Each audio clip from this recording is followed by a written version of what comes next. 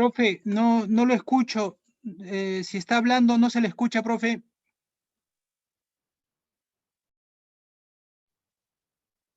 A ver, ya. ¿Ahora me escuchan? Ahora sí, profe, ahora sí. Está perfecto ahora. Ah, ya, qué raro, gracias. Justo estaba preguntando si me escuchaba o no. Por ahí me estaban comunicando por el chat. Ya, gracias, muchachos. Ya, entonces, a ver, retomando. La antropología filosófica, les decía, ya es una disciplina filosófica o una rama de la filosofía, también si ustedes quieren, que problematiza acerca del hombre. ¿Ya? Esa es la palabra, problematizar acerca del hombre. ¿Ya? ¿Qué cosa le interesa del hombre? Básicamente, su origen y su esencia. Origen, de dónde proviene el hombre. ¿Está bien? Ha sido creado por un ser superior, somos producto de la evolución. Y eso nos lleva a la siguiente pregunta, la esencia. Entonces, ¿somos seres celestiales creados por un Dios para gobernar en este mundo? ¿Somos solamente animales, pero más evolucionados, más sofisticados? ¿Qué cosa pues es el hombre? ¿Es un ser racional? ¿Es un ser pasional? ¿Qué lo diferencia de los demás seres? ¿Ya? ¿Está bien? Eso va a estudiar la antropología filosófica. ¿Y todo esto para qué, jóvenes? Para una pregunta más, ¿no? Sabiendo qué es el hombre, entonces tendríamos que preguntarnos ¿para qué vivimos? Pues, ¿no es cierto? ¿Cuál es la razón de nuestra existencia? ¿No? ¿Está bien? Debería llevarnos a esa pregunta práctica, ¿no? Entonces, ¿vivimos solamente para acumular riquezas nada más, ¿no? Hacer dinero y diversión, o de repente vivimos para hacer de este mundo un lugar mejor para quienes vienen, que al final van a ser nuestros hijos, nuestra descendencia. ¿De qué se trata, pues, no? ¿Para qué vivimos? ¿Está bien? ¿Ya? Eso es lo que propone como objeto de estudio la antropología filosófica. ¿Está bien? ¿Ya? A diferencia de las ciencias, ¿no? Que estudian al hombre, por ejemplo, de manera particular, específica, ¿no? La psicología, por ejemplo, estudia la mente humana, ¿no? La medicina, de repente, la biología, el cuerpo. La antropología filosófica, como ustedes ven, se va a preguntar sobre cosas más profundas acerca del hombre, ¿no? Su origen, su esencia y el sentido de su existencia. Si es que acaso existe una, ¿no? O de repente no existe ningún sentido, como dirían los existencialistas. Somos totalmente libres de hacer lo que queramos, ¿no? ¿Ya? Ese es el tema de la antropología filosófica, entonces. ¿Ya, jóvenes? Muy bien. Veamos primero los problemas del hombre, entonces, ¿ya? Que hemos señalado origen, esencia y sentido de la existencia, ¿ya? Origen primero, a ver. Históricamente, dice, diversos filósofos han tratado de determinar. ¿Todo bien? Ya. Interrumpa nomás si hay cualquier duda, ¿eh? ¿Ya? Entonces, históricamente, decía, diversos filósofos han tratado de determinar el origen y la naturaleza del hombre. Por ello, se han planteado las siguientes preguntas. ¿Cuál es el origen del hombre? ¿De dónde procede el hombre? ¿Qué diferencia al hombre de los demás seres? ¿Cuál es su ser, esencia o naturaleza? Pues, ¿no? ¿Y qué sentido tiene la vida humana? ¿Qué es lo que le señalaba yo arriba? ¿No es cierto? Listo. A ver, vamos a continuar. Bien, abordemos el primer problema, el problema del origen, ¿ya? Se expresa a través de la siguiente pregunta: ¿cuál es el origen del hombre? Acerca del origen del hombre se han desarrollado dos grandes tesis o concepciones a saber, que ustedes ya conocen ya, ¿no es cierto? ¿Ya? Y acá está equivocado. El naturalismo es el evolucionismo y el otro es el creacionismo, ¿no es cierto? O espiritualismo, ¿no? Bueno, ya, acá hay un pequeño error. Bien, empecemos con la primera postura. El naturalismo evolucionista, ¿ya? Uy, no me salté esa parte de acá. Ya, listo. Ya, ahí está. Muy bien. Entonces, a ver, primero, la tesis que sostiene que el hombre ha surgido de la naturaleza y que la evolución natural es el mecanismo por el cual ha alcanzado la humanización. Eso es lo que propone el naturalismo evolucionista, ¿no? Naturalismo, o también llamado evolucionismo, ¿no? ¿No es cierto? ¿Ya? Entonces, ¿qué sostiene? Que el hombre ha surgido de la naturaleza, ¿no? Es parte de ella, responde a las leyes de la naturaleza, simplemente que ha evolucionado más, ¿no? Entonces, en la escala evolutiva, el hombre es un animal, pero más evolucionado, ¿está bien? Herbert Spencer, por ejemplo, va a sustentar esto de la siguiente manera, ¿no? A ver, dice así, ¿no? Dice así: desarrolló una concepción total e integral de la evolución como el desarrollo progresivo del mundo físico, los organismos biológicos, la mente humana, la cultura y las sociedades. En ese sentido, acá está. Spencer sostuvo que la naturaleza humana es producto de la evolución natural y que la aptitud del hombre está relacionada con el proceso de adaptación a su medio, ¿no es cierto? ¿Está bien? De eso se trata, ¿ya? Entonces el ser humano ha evolucionado en el esfuerzo por adaptarse a su entorno, como cualquier animal, ¿no? ¿Está bien? Como cualquier ser, ¿ya? Muy bien.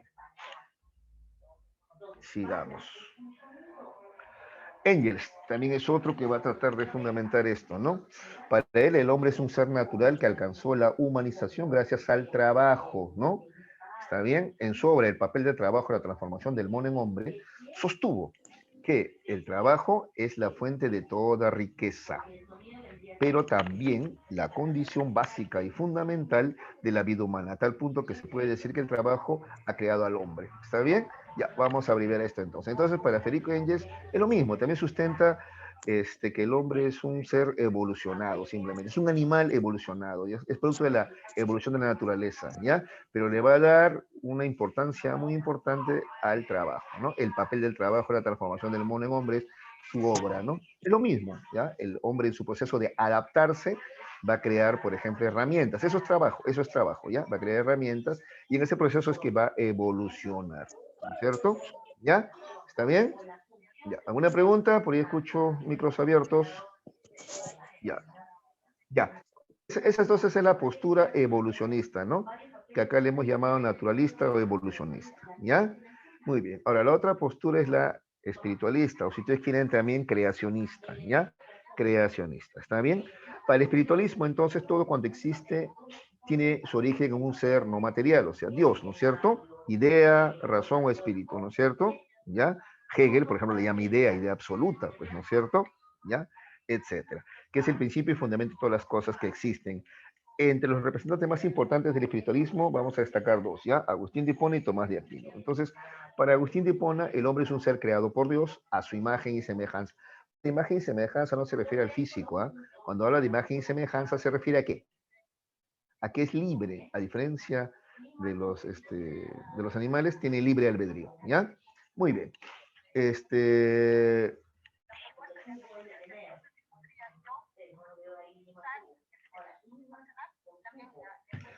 Su concepción del hombre tiene una clara influencia platónica, pues defendió el dualismo antropológico.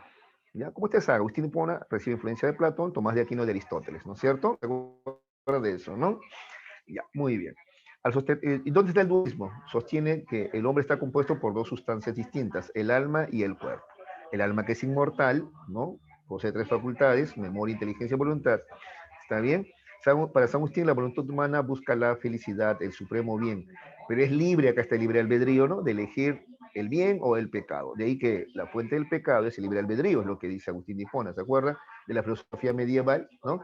Mediante la gracia, la voluntad puede dirigirse al bien supremo. ¿Está bien? Esa es la postura de Agustín de Hipona. Entonces, influencia platónica, dualismo, alma y cuerpo, libre albedrío, son posturas de Agustín de Hipona. ¿Está bien? Así entiende al hombre Agustín de Hipona. ¿Ya? Tomás de Aquino, el hombre ha sido creado por Dios, su concepción del hombre tiene influencia aristotélica, pues sostiene que el hombre tiene cuerpo, que es materia, y alma, forma. ¿Se acuerdan de esto? Y el morfismo planteaba Aristóteles, materia y forma son inseparables. En otras palabras, cuerpo y alma son inseparables, no se pueden separar, ¿ya? ¿Está bien? No se pueden separar cuerpo y alma. El cuerpo es la materia diferenciada en cada individuo, mientras que el alma es la esencia, lo común a cada individuo, ¿ya?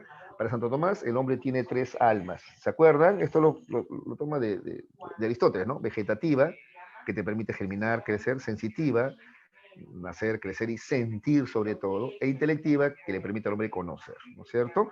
¿Ya? Ahí están las posturas, entonces, ¿ya? Espiritualistas o creacionistas acerca del hombre, ¿ya? ¿Alguna pregunta hasta ahí? Bien. Continuemos. La esencia o naturaleza del hombre, ¿ya? Cuando hablamos de esencia, naturaleza o ser del hombre, nos referimos a lo siguiente, ¿ya? ¿Qué hace al ser humano diferente? Acá está. ¿Qué diferencia al hombre de los demás seres, ¿no? ¿Cuál es la esencia o naturaleza del hombre, ¿no? ¿Por qué no es simplemente un animal, ¿no es cierto? ¿Qué lo hace diferente? ¿Está bien? ¿Ya? Muy bien. Entonces tenemos el problema de la ciencia y la naturaleza del hombre, ¿ya? Entonces, por ejemplo, vamos a tener respuestas naturalistas como las de Aristóteles, ¿no? He tomado el esquema, chicos, de la Pre-San Marcos, ¿ya? ¿Está bien? ¿Ya? Y está así acá, por autores, como ustedes ven, ¿ya? Pero ustedes recordarán pues, que Aristóteles es naturalista, pues, ¿no es cierto? Señala que el hombre es un animal racional y ser social, además, ¿no? El hombre es una sustancia que tiene dos aspectos, materia, que es cuerpo, y forma, alma. El alma humana tiene un aspecto racional que nos diferencia de los animales. Esa es la postura de Aristóteles. Es más, a Aristóteles le debemos la definición clásica del ser humano, ¿no? El hombre es un animal racional, es un ser social y político, dice, ¿no es cierto? Eso es lo que dice Aristóteles, ¿se acuerdan? ¿No? Y cuando habla de político quiere decir que vive en sociedad y no solamente vive en sociedad, sino que se organiza también en sociedad. Eso lo hace diferente, ¿ya? ¿También? La política, la organización social, cosa que los animales no tienen, dice Aristóteles, ¿ya? Acá ya podríamos discutir el tema de las abejitas, las hormigas, ¿no? Podríamos discutir si eso es organización social o solamente instintos gregarios, podríamos discutir eso, pero ahorita no es el caso, ¿no? ¿Está bien? Entonces esa es la postura de Aristóteles. Si ustedes quieren, naturalista le llaman a esta postura, ¿no? Muy bien. Descartes tiene una postura más bien dualista, ¿se acuerdan? El hombre está compuesto por res extensa, que es la sustancia material, y res cogitans, que es la sustancia pensante, ¿se acuerdan? ¿Ya? No obstante, de las dos sustancias, la que lo hace distinto de otro ser existente en el mundo es la sustancia pensante o res cogitas, ¿no? En ese sentido, para Descartes, el hombre es una cosa, o sea, materia que piensa, ¿se acuerdan? Una caña pensante, decía, ¿no? ¿Está bien? Esa es la postura de, esa es la postura de Descartes, ¿está bien? Muy bien, muy bien. Luego tenemos la postura de Carlos Marx acerca de la esencia o naturaleza del hombre, ¿no? Esta es la postura marxista, ¿no es cierto? Muy bien, ¿qué dice Marx? El animal vive de lo que la naturaleza le proporciona, dice Marx. En cambio, el hombre garantiza su existencia en base a las relaciones sociales de producción que entabla con otros hombres para producir y así satisfacer sus necesidades. Por tanto, las relaciones sociales de producción determinan la naturaleza del hombre, pues lo distingue del animal. ¿Ya? ¿Qué significa eso en otras palabras? Que ¿Cuál es la esencia del hombre entonces? Las relaciones sociales establecen el proceso de producción, de tal manera que no todos los hombres somos iguales para comenzar, según, por ejemplo, el dueño de los medios de producción, por ejemplo, el dueño de la fábrica, del banco, piensa y siente de una manera, mientras que el hombre que vende su fuerza de trabajo, llámese empleado, asalariado, ¿no es cierto?, proletario, piensa y siente diferente, ¿no es cierto? Piensa y siente de manera diferente, ¿ya? Entonces, la esencia del hombre, sea cómo piensa, cómo siente, ¿está bien? Y por tanto cómo vive, tiene que ver directamente con el lugar que ocupa en el proceso de producción. Eso es lo que dice Marx, ¿ya? Y ustedes lo pueden comprobar, ¿no es cierto? ¿Ya? Eso se puede comprobar con mucha facilidad, ¿no? Leyendo el comercio nomás, ¿no? Yo la verdad nunca estoy de acuerdo con el comercio. O bueno, salvo en algunos, salvo cuando tocan temas de ciencia. En política, ¿no es cierto? Hay una gran diferencia. Tenemos enfoques diferentes de la realidad, ¿no es cierto? ¿Ya? Muy bien. Por ejemplo, en la actualidad, un tema tan básico como este, ¿no? ¿Por qué no te quedas en tu casa? Es que no van a entender que hay gente que desgraciadamente necesita trabajar si no muere de hambre, pues, ¿no es cierto? Ah, pero por ahí también hay gente que sale en vano. Sí, también hay, también hay. Muy bien. Nietzsche, Friedrich Nietzsche. Él también estaba incluido dentro del naturalismo, ¿se acuerdan? Nietzsche, ¿no? Dentro del naturalismo. ¿Por qué? Miren lo que sostiene. ¿Eh? El hombre es un ser natural y biológico que posee instintos vitales en su autoconservación. Sin embargo, el hombre ha pretendido negar sus instintos naturales para asumir creencias religiosas ajenas a su condición de animal, convirtiéndose de este modo en un ser enfermo. ¿Se acuerdan? Nietzsche habla de la este, moral del amo y del esclavo, ¿no es cierto? Entonces este enfermo es el esclavo, ¿no? O de lo apolineo y lo dionisiaco, ¿no? Lo apolineo es este enfermo, ¿no? Que se limita, que se llena de reglas, ¿no es cierto? En cambio, el dionisiaco es aquel libre que da rienda suelta a su naturaleza. ¿Se acuerdan de eso, no? Dice, por ello se debe superar al hombre, que es un ser decadente por su moral de esclavo, ahí está, ¿ves? El resentimiento contra la vida, para llegar a ser superhombres y adoptar la moral del amo hacia la vida, ¿no? Note bien que esta moral del esclavo tiene que ver con lo apolineo, ¿no? Repito, limitarte, ¿no? Hay que vergüenza, hay que no lo voy a hacer, prohibirte cosas, ¿no? Él propone más bien lo dionisiaco, ¿no? Dar rienda suelta a nuestra naturaleza, no limitarnos. Él, por ejemplo, ahí consideraba pues, que por ejemplo, el cristianismo cumple un papel ¿no? En imponerte una moral del esclavo, demasiadas reglas, ¿no? Todo es pecado, todo está mal, ¿no? Eso es lo que diría Nietzsche, así en términos más sencillos. Casirer es mucho más sencillo de dedicar, ¿no? ¿Se acuerdan de Casirer? El simbolismo, ¿no? ¿Se acuerdan? El simbolismo, ¿no? Los animales y el hombre tienen en común un sistema receptivo y un sistema reactivo. Sin embargo, el hombre tiene un sistema simbólico que no lo tienen los animales. Eso es lo que hace diferente, pues justamente, el sistema simbólico, ¿ya? El hombre es un animal simbólico, pues interpone entre él y el mundo el símbolo, ¿no? Y cuando hablamos de símbolos, ¿a qué nos referimos? Acá lo va a decir. Considera como formas simbólicas fundamentales el mito, o la religión, si ustedes quieren, el arte, el lenguaje, la ciencia, esas son formas simbólicas para interpretar el mundo, pues ningún animal, ¿no?, tiene mitos, arte, lenguaje, ni hace ciencia. ¿Ves? Por lo tanto, lo esencial al hombre es eso, el que crea símbolos, ¿ya? El crear símbolos es lo que lo hace diferente de cualquier ser, ¿ya? Entonces, ¿qué dice Casirer y el simbolismo? El hombre es un animal simbólico, eso lo diferencia de cualquier otro ser, ¿está bien? De acuerdo. Luego tenemos a Max Scheler, ¿ya? Dice que el hombre es un ser espiritual. Max Scheler es representante del espiritualismo, ¿se acuerdan? El espiritualismo, ¿ya? Gracias al espíritu, el hombre es una persona y se distingue de los demás seres, porque tiene autonomía existencial o libertad, puede objetivar o representar el mundo, tiene autoconciencia, ¿está bien? Eso es lo que dice Scheler, ¿ya? A ver, recordemos entonces el espiritualismo. Surge como respuesta al naturalismo, ¿se acuerdan? El naturalismo sostenía que lo que hace diferente al hombre es lo biológico, ¿no? Un cerebro más desarrollado, ¿se acuerdan? ¿No es cierto? Ya, el pulgar opuesto a los demás dedos, el andar erguido, ¿no? Lo cual le permite tener las manos libres para tocar, etcétera. Entonces, el naturalismo veía las diferencias biológicas, ¿ya? Para el naturalismo el hombre es un animal más evolucionado.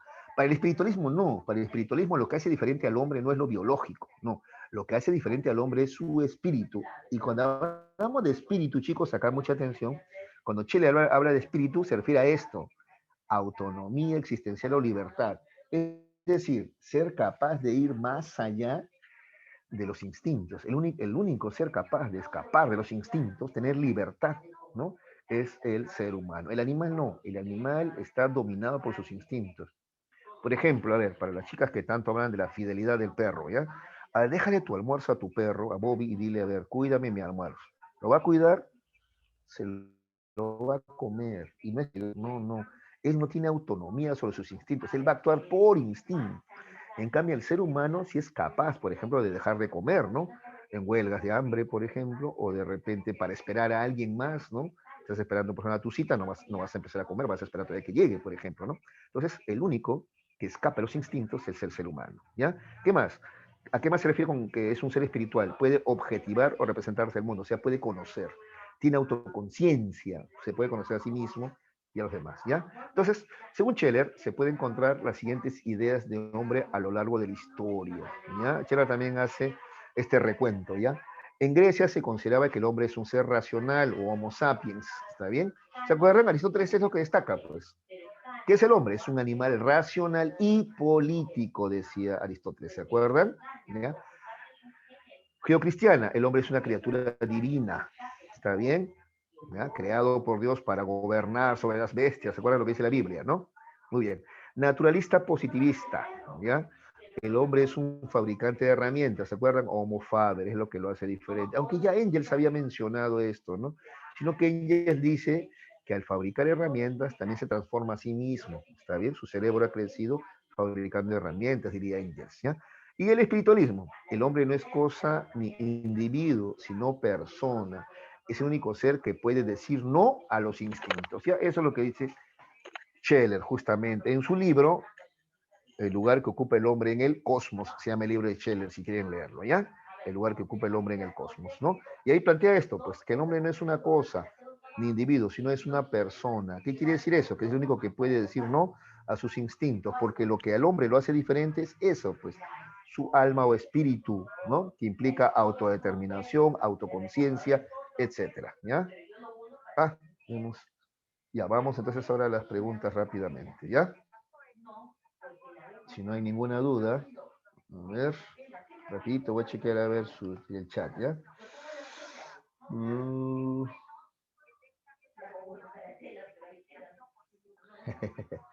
No es hambriento, ¿qué? En tu perro, acá dice Camila, ¿no? Profe, si es adiestrado, ah, claro, claro, el perro puede ser adiestrado, ¿no? A no consumir un alimento, por ejemplo, pero entonces ya no es su naturaleza el perro, pues, ¿no? Ya estamos hablando acá de la intervención del hombre, ¿no? Del hombre, ya para adiestrar a este animal, ¿ya? Muy bien. Profe Jesús, a ver si me permite de nuevo, por favor, compartir pantalla. Salí un rato para ver el chat y no puedo ahorita. A ver, Maestro Jesús.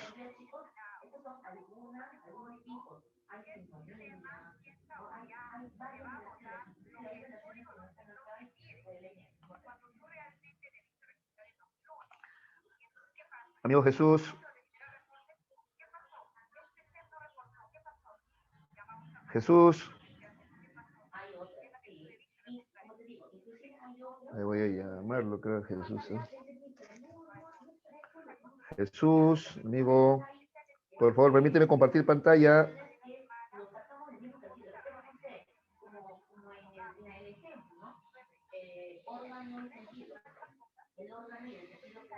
Ah, acá están opinando varias cosas. Oye, qué bueno, mira, tengo que mirar más seguido el chat, más seguido el chat, ¿ah?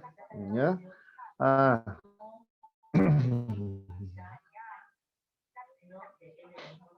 A ver, Jesús, nos da el tiempo. Voy a llamarlo, ¿ya? Ahí está, ya. Ahora sí. Ya está. Ya está. A ver, chicos, me estaban preguntando, ¿ya? A ver, miren, es que la diferencia entre la relación cuerpo y alma, entre Agustín de Hipona y Tomás de Aquino, es la misma que hay entre Platón y Aristóteles, pues, que son fuentes de influencia. A ver, es que para Platón el alma y el cuerpo se pueden separar, ¿está bien? ¿Ya?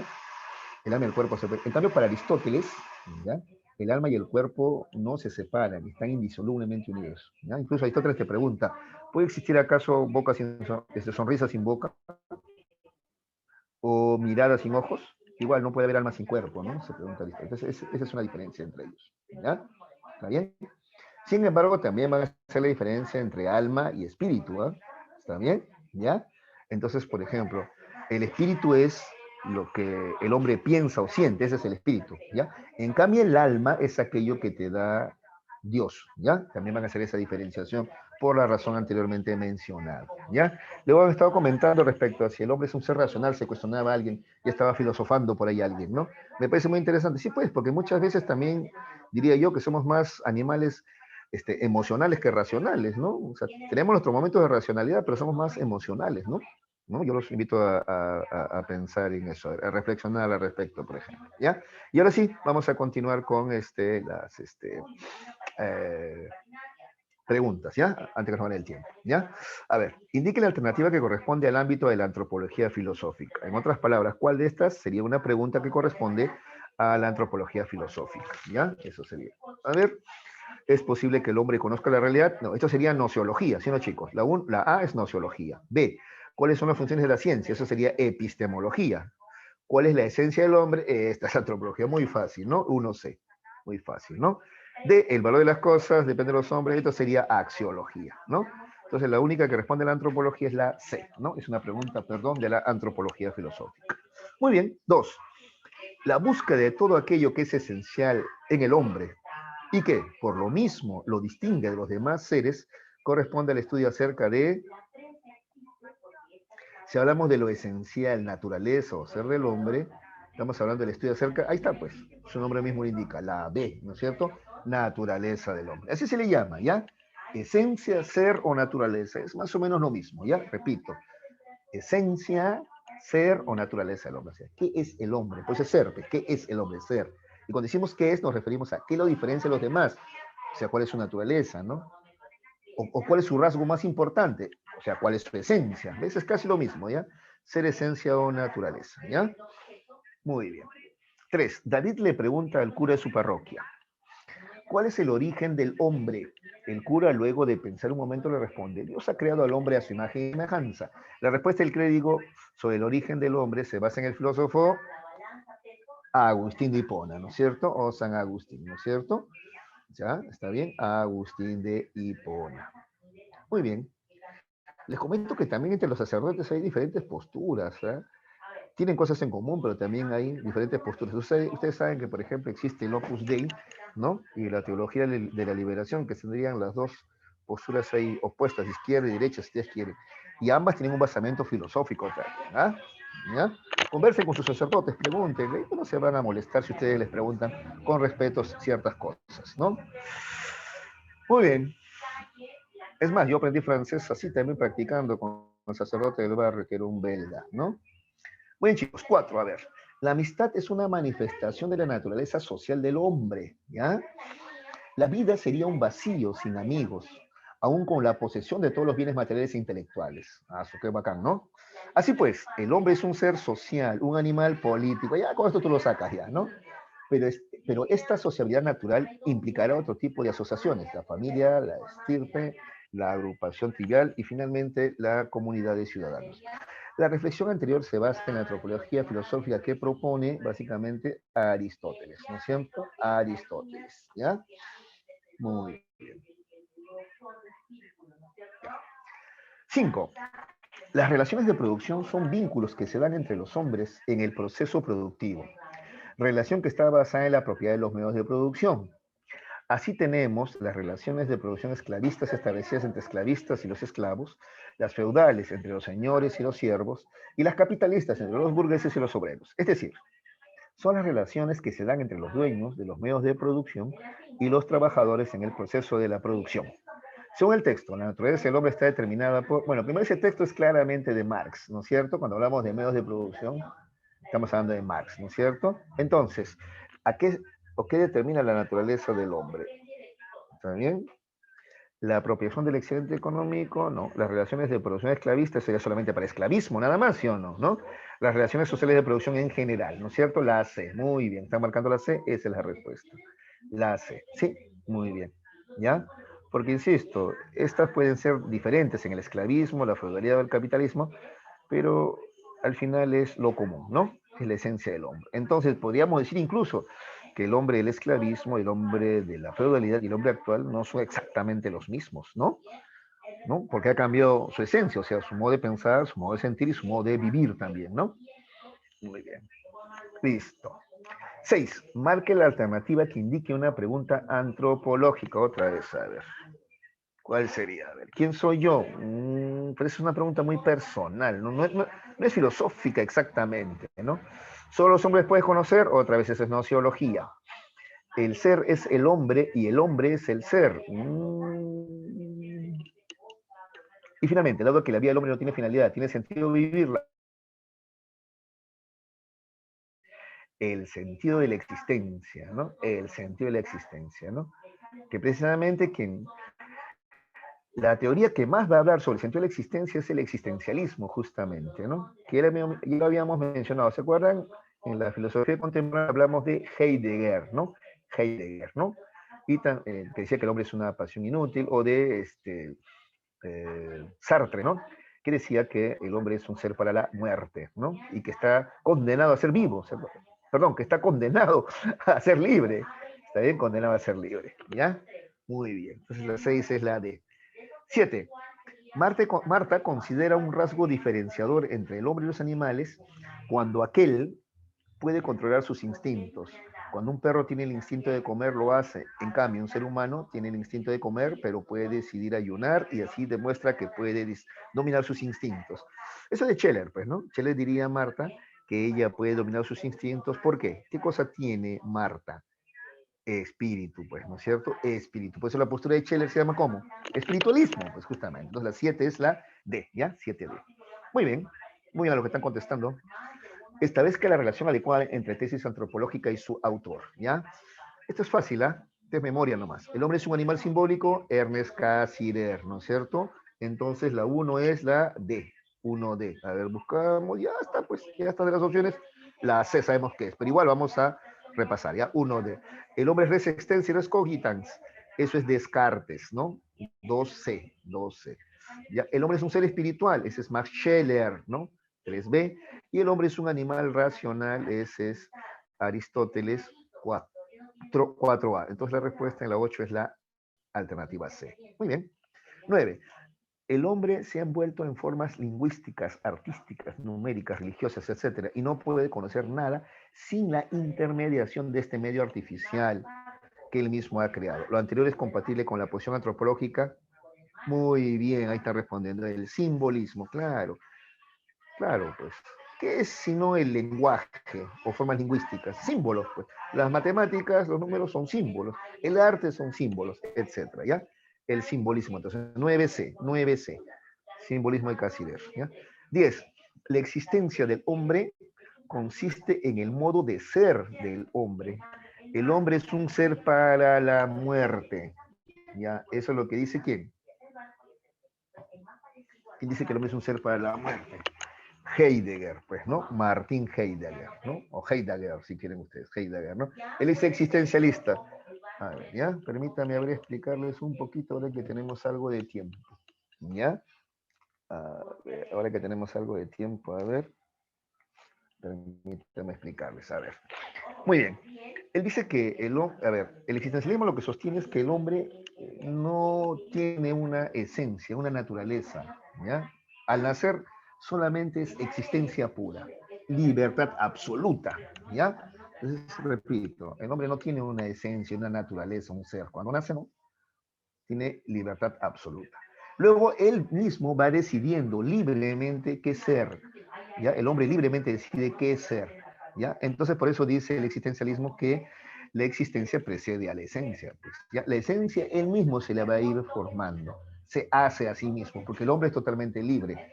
Sin embargo, hay algo, ¿no?, que no puede decir el hombre, y el hombre lo que no puede decir es la muerte, ¿no es cierto? Porque el hombre es libre, pero con toda su libertad, ¿no?, marcha indefectiblemente hacia la muerte. De ahí que es un ser para la muerte. Ustedes dirán, pero qué pesimista, ¿y para qué Heidegger no dice eso, que vamos a morir, ¿no? Ya, primero porque eso dice que al hombre le causa angustia, ¿no? El saber de su finitud, pero a la vez le permite también entonces trazarse metas, pues sí o no. ¿Está bien? Como el hombre sabe que la vida es corta, entonces él se traza metas. Entonces, ¿para qué vivo yo? Tengo que buscar la mejor manera de vivir. Entonces, estos dichos de, por ejemplo, no vive cada día como si fuera el último, ¿ves? Es un consejo existencialista, pues, ¿no? Está bien porque la muerte sobreviene, ¿no es cierto? Y no hay nada que hacer al respecto, ¿ya? Imagínate si el hombre fuera eterno, pues, ¿no? No tendría apuros, no, de repente no planificaría, viviera de manera más desordenada, ¿ya? El tener una vida finita, el saber de su finitud, ¿no?, de que va a morir, lo cambia al hombre, ¿no es cierto? Le permite organizarse mejor, también preguntarse acerca de cuál es la mejor manera de vivir entonces esta vida tan corta, ¿no? Porque es corta la verdad la vida, chicos, ¿sí? A mí me parece ayer nomás que estaba como ustedes en la academia y miren, ¿no?, cómo huele el tiempo, ¿está bien? Ya esa es la de Hegel. Entonces el hombre es un ser para la muerte. Eso le genera angustia, pero también le genera preguntas y puede ayudarlo a elegir mejor, planificar, por ejemplo. ¿Está bien? Incluso preguntarte cosas como estas, ¿no? ¿Para qué acumulo tantas riquezas? Carro, casa, joyas. Si al final me voy a morir, ¿voy a llevarme todo eso? ¿No sería mejor, más bien, en vez de atesorar tesoros materiales, ¿no?, oro, joyas, ¿no sería mejor atesorar bonitos recuerdos? No sé, viajar más, visitar más a la familia, pasar más tiempo con mis hijos, o con mis padres, o con mis hermanos. ¿Se dan cuenta? ¿Ya? Eso es el existencialismo, ¿ya? ¿Está bien? Muy bien, chicos. 11. ¿Qué es lo que busca explicar y sintetizar el estudio del problema del ser humano? A ver, ahí es fácil, pues, ¿no? A ver, la 11. Buscar el origen divino y natural. No, acá está ya adelantando opinión, este es prejuicio ya, ¿no? Señalar el aspecto espiritual, la historicidad del ser humano. Esto, pues, ¿no? La naturaleza y sentido de la existencia, ¿no? Sería la mejor opción. Profe, falta el origen. Claro, falta acá el origen. Pues si ustedes ven, están relacionados los tres, ¿no? El origen, la naturaleza, pero para finalmente, ¿a qué queremos llegar? ¿Cuál es el sentido de nuestra existencia? Porque si no, haríamos filosofía para nada, pues, ¿no? O sea, está bien, qué bacán preguntarse cuál es nuestro origen y nuestra naturaleza, pero al final debe llevarnos a esto, ¿no? ¿Cuál es el sentido de la existencia? En otras palabras, yo te pregunto a ti directamente, ¿para qué existes? ¿Para qué vives? ¿Te has preguntado tú alguna vez? ¿No? Entonces, por ejemplo, si me preguntas, de repente yo te podría responder, bueno, yo vivo para tratar de hacer este lugar mejor. Y ahora que soy padre, lo digo con más convicción todavía, ¿eh? Me gustaría dejarle algo mejor a mi hijo, ¿no? no un escenario pues apocalíptico donde hay una serie de virus, ¿no? Y pobreza extrema, y ricos cada vez más ricos y pobres cada vez más pobres. Yo quisiera poder aportar a cambiar en algo eso, ¿no? Que el ser humano no se preocupe tanto solamente para acumular riquezas, sino por vivir, por ser más solidario con su prójimo, ¿no? Ya, entonces, tener ese objetivo, trato de vivir conforme a eso, ¿no? Por eso incluso soy profesor también, chicos. Además de psicólogo, me gusta mucho enseñar también, ¿ven? Entonces, de eso se trata, encontrarle un sentido a tu existencia, ¿ya? La filosofía es práctica, como ustedes ven, chicos, ¿ya? Ya la filosofía debe ser práctica siempre. Muy bien, 12. Para Fernando, la mesura es pura invención de la cultura actual y debemos dejarnos llevar por los instintos propios de la naturaleza animal. Su actitud compatibiliza con él. A ver, esta pregunta es buena. A ver quién me contesta. Para Fernando, la mesura es la medida, ¿no? Mesura es medida, ¿no es cierto? Mesura es medida. Es una invención de la cultura actual y debemos dejarnos llevar por los instintos propios de la naturaleza animal. Claro, muy bien, ahí está respondiendo, ¿no? Esa es la postura clarita de Friedrich Nietzsche, ¿no es cierto? Ese es Nietzsche, ¿no? Nietzsche y el voluntarismo, ¿no? El vitalismo es Nietzsche, ¿no? Por lo tanto, Nietzsche es naturalista, ¿ya? El naturalismo de Nietzsche, ¿ya? Entonces hay demasiadas reglas que al hombre no le permiten ser feliz, ¿no es cierto? No le permiten ser feliz al hombre, demasiadas reglas, ¿no? El hombre vive con muchos temores, ¿no? Y él, como te he repetido, ataca bastante al cristianismo, ¿no? Que según él, ¿no? Es parte decisiva en este problema, ¿no? Le genera al hombre muchas culpas, muchos miedos. Incluso dice, tú vienes acá al mundo para expiar tu pecado original. Entonces él dice, no, no, no, eso limita al hombre. El hombre tiene que dar rienda suelta a sus instintos, a su vitalidad, ¿ya? ¿Está bien? A su espíritu dionisiaco. Eso es lo que dice Nietzsche, ¿ya? 13. 13, a ver. En el marxismo, la alienación hace referencia a que a este tema no le hemos tocado, ¿no? A ver, a ver. Primero, el existencialismo, ¿qué considera que es la alienación? Para el existencialismo primero, ¿ya? A propósito de esta pregunta.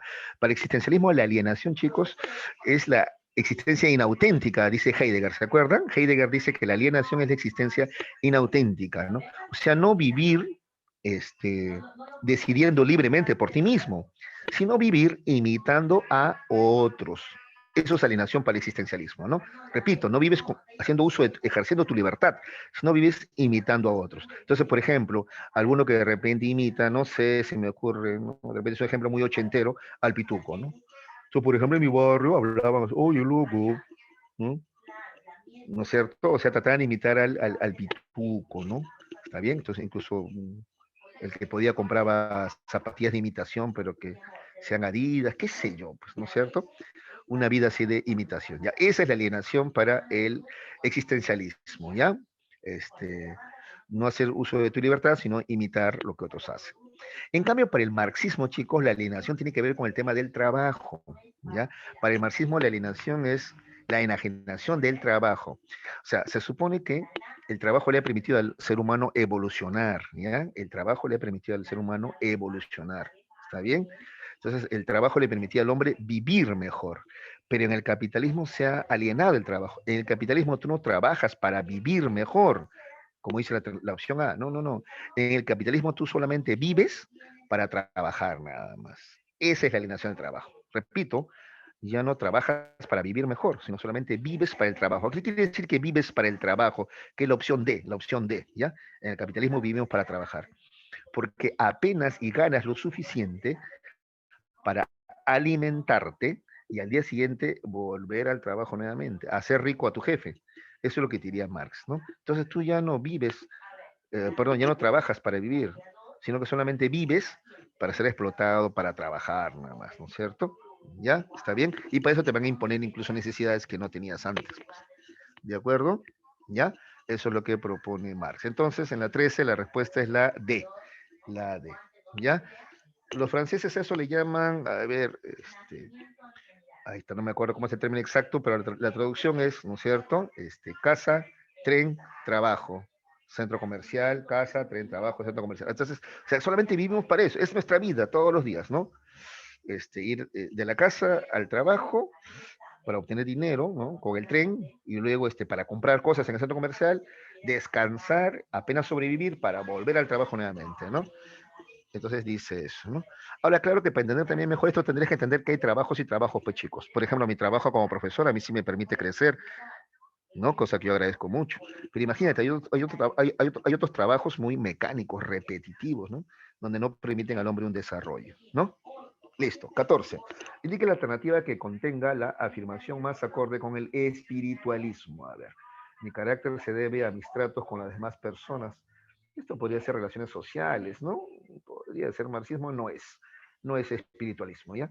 Mi temperamento lo heredé de mis padres por medio de sus genes. Esto podría ser naturalismo, ¿no? La B podría ser naturalismo, no es tampoco entonces. Gabriela, mi forma de ser se dio gracias a mis clases de meditación mística. Este es espiritualismo, ¿no? Y finalmente, Ana, mi comportamiento se viene desarrollando en tanto voy trabajando. Eso es marxismo. Entonces, a ver, en la 14 la respuesta es la C, ¿no? 14C, 14C.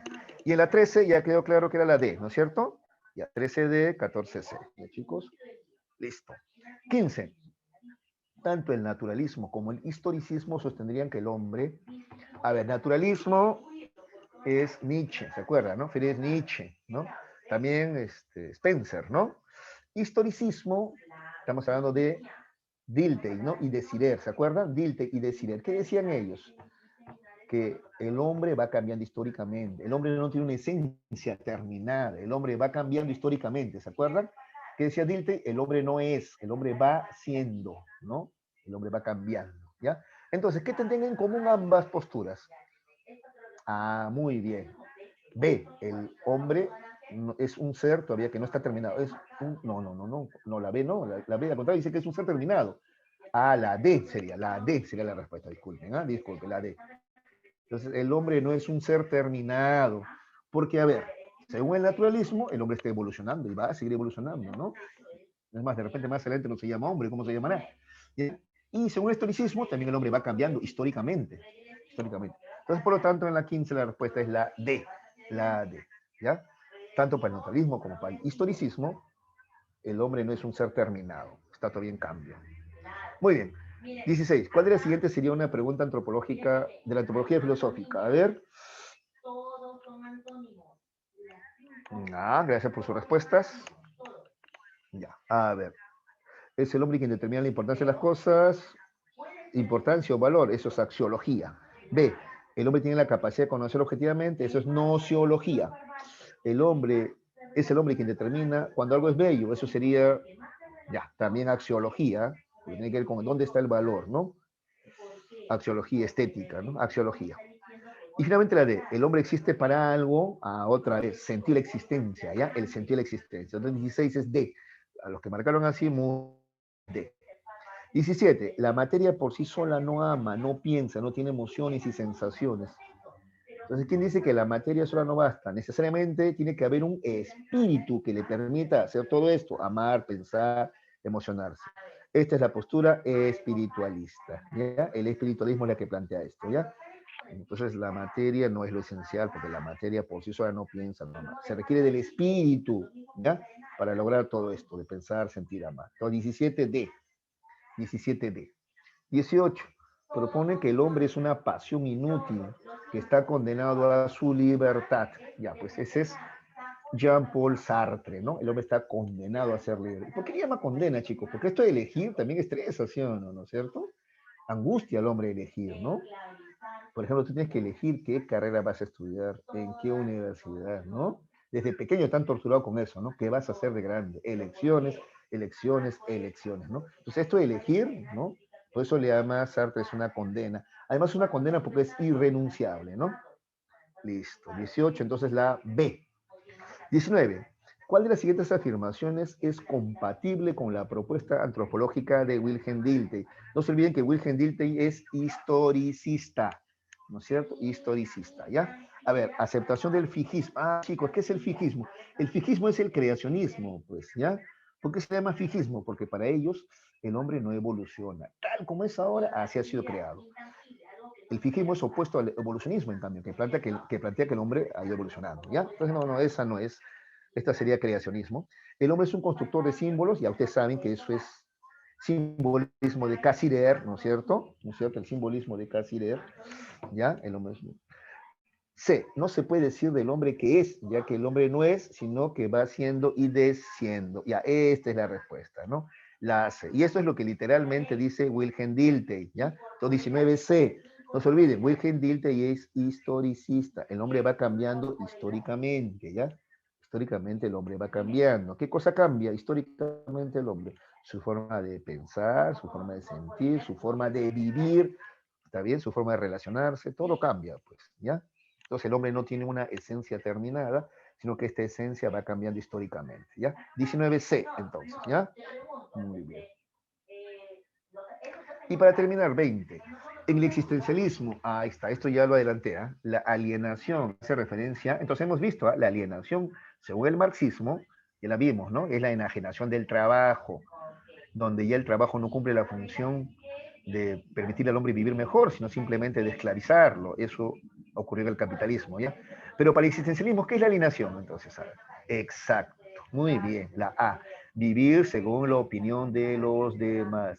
Entonces, simplemente hacer lo que los demás hacen. Entonces, todo el mundo se va los domingos a los centros comerciales, digo, cuando no había pandemia, ¿no? Entonces, ahora yo también hago lo mismo, ¿no es cierto? ¿Ya? Todo el mundo quiere tener auto, yo también, ¿no? Es vivir según la opinión de los demás. En cambio, el no alienado, el hombre que tiene una existencia auténtica, no hace eso, no repite lo que los demás hacen, sino él se pregunta, ¿para qué vivo? ¿Cuál es el sentido de mi existencia? ¿Qué voy a hacer con mi vida? ¿No? Y hace, y es auténtico, ¿no? Ser auténtico, chico, no es fácil, ¿eh? Algunos creen que ser auténtico, por ejemplo, es ponerse un piercing en la lengua, en el chicho, pintarse el pelo de verde. Eso te hace extravagante, no te hace auténtico necesariamente, ¿ah? ¿Ya? No, no, no, no, no. Ser auténtico es más complicado que eso, ¿ya? Es ser libre, cosa que es bien complicada porque también hay fuerte influencia del entorno. Ahora, ¿toda influencia del entorno es mala? Tampoco, pues, ¿no es cierto? ¿No? Entonces, no se trata de ser extravagantes, se trata de ser libres. Pero para eso, te repito, tienes que informarte. ¿Cómo eres libre si no te informas? Cuando tú te informas, te das cuenta que hay varias opciones, no hay una sola. Es la única manera de ser libre, ¿no? Te puse el ejemplo, creo, de la música, por ejemplo, ¿no? Si tú solamente conoces reggaetón, rap, o sea, el género urbano, entonces tu elección va a ser bien limitada. Pero si tú te enteras que hay más de expresión musical en el mundo, entonces vas a poder ser libre de elegir. ¿Te das cuenta cómo la libertad está relacionada con el conocimiento? De eso se trata, pues entonces. Chicos, muy bien. Hasta ahí hemos avanzado. A ver, voy a revisar si hay alguna pregunta, ¿ya? En el chat. A ver, ¿ya?